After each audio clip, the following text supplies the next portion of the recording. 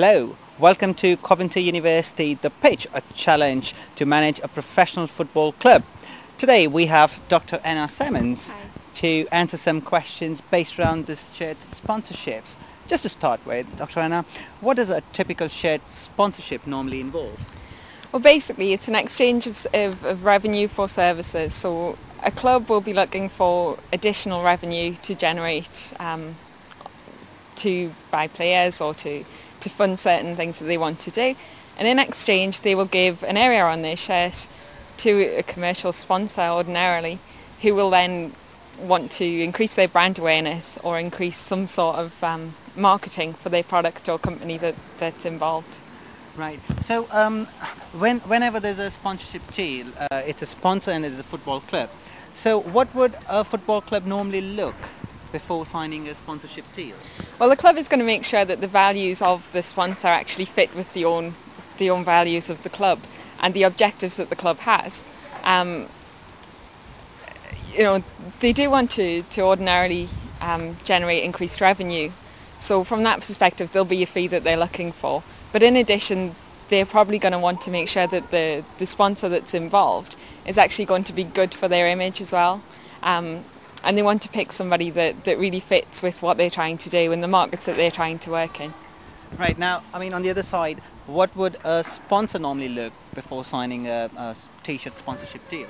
Well, ordinarily the sponsor is going to be looking to try and leverage some value out of the agreement. So they'll be looking for some way of increasing the brand awareness, possibly target markets at either the sector that the fans are involved in, or perhaps in a market as in a different country. So they may have a particular knowledge of one market and the club can bring something else to the deal.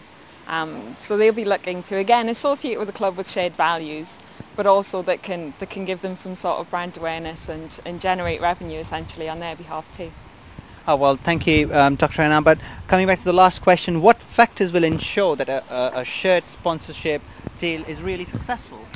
Well, there are a lot of factors that you've got to take into account. The first would be to ensure that you actually have objectives for what you want to do with the sponsorship. Sure. So when the club accepts a sponsorship deal, they need to make sure that they can actually leverage the added value and that they can work with their partner and form a sort of strategic alliance with the sponsor itself. So perhaps they're going to get value in kind and services, as well as other things, including money from the arrangement. Right. And they need to make sure that the timing works and that there are enough resources to actually take advantage of the sponsorship and of the agreement that's been made. So how soon do we get to know that the deal is going successful? Are there any factors or any assessment criteria that we can use to assess it?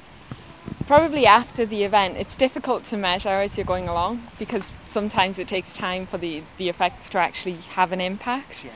But ordinarily you would be looking to see what the impact, and you could perhaps do surveys and ask fans about recognition of the brand and ask non-fans recognition of the brand.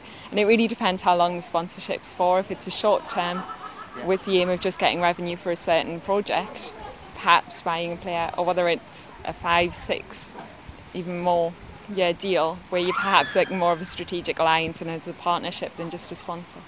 Right, that's fantastic. Thanks, Dr. Anna. I think the answers were very interesting and were useful for our listeners who are playing this challenge. And we will see you again in a moment for part B of the podcast series with Dr. Anna. Bye for now.